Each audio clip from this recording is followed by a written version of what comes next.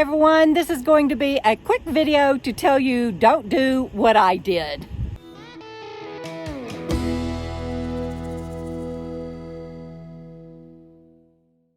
I'm already doing a lot of maintenance on the engine and on the RV herself, and so to make knucklehead mistakes was not cool.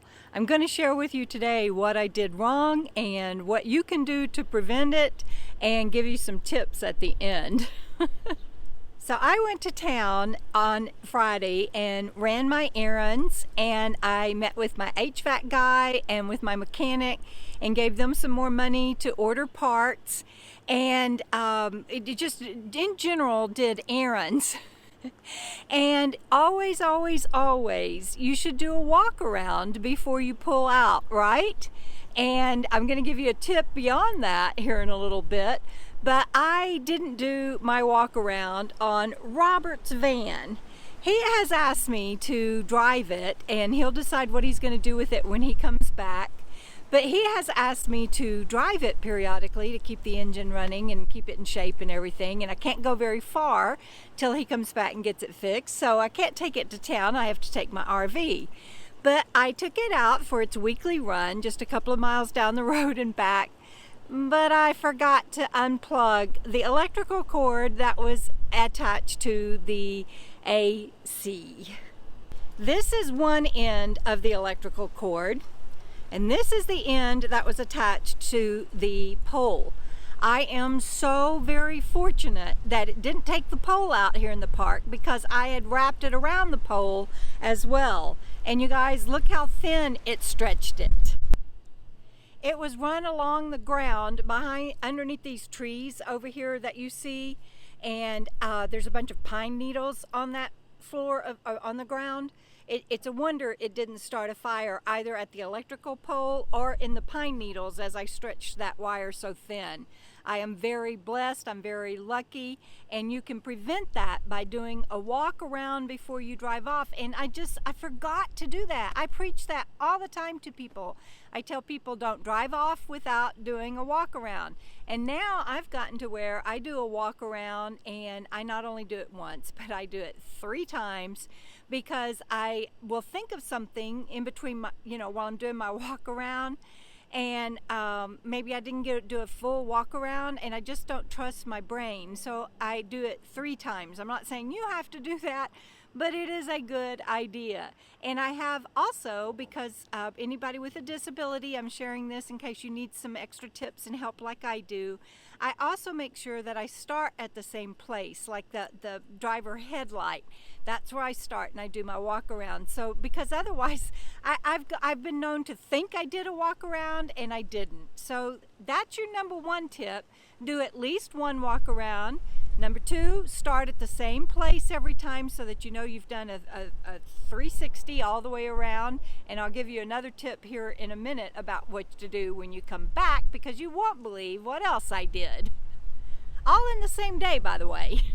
So I came back from town, and I got all of my stuff set up, and I was very proud of myself because it was a very hot day, and the bank didn't open until 10 a.m. instead of 9 a.m., which meant that I was in town a lot longer than I meant to be.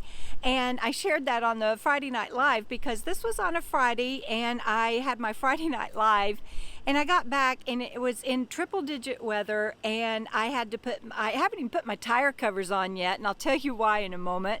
But I had to put my windshield cover up, I had to do the hookups, I had to turn the propane on, and just all the things that you have to do when you pull into your spot. And I was hot and tired, and had to get ready for my Friday Night Live, so I was rushing, which is never a good idea. And I noticed, see my tires? I noticed that I didn't get pulled all the way up on my levelers like I needed to be. And I thought, I'll do that after my Friday Night Live. Well, after my Friday Night Live, I forgot, and I woke up the next morning and went outside and remembered, and went to start my battery, my engine, and it wouldn't start, deader than a doornail. We're trying to charge it right now. By we, I mean a neighbor is helping me out, and it's not working. So I'm probably going to have to get a battery delivered because I'm dead in the water. The van won't make it to town. and her battery, I killed it. First we tried my jumper cables, and it's so dead that didn't work. And so now we're trying the charger, and the manager here at the park told me to leave it hooked up and charging 8 hours all day. But he says that I killed the battery and I need to get a new battery because it'll leave me stranded at some point, because first of all, he says it's a real old battery. So I've called my mechanic, and when he comes out to work on the rig next, he will bring out a battery, and that's another expense that I didn't need right now, and that is on me, but I have enough food to last me and everything, because I am stuck here until we get that battery replaced. And that's another reason, you know, but especially in this day and age, be sure you're stocked up. And in my next video, I have some tips on how, when you know everything's limited to one, or you can't find supplies, I'll tell you how I figured out to get not one but 3 things, and legally and within the realms of the guidelines that the stores have put out. So I'll share that with you in my next video, in a buyer beware caution that I've learned.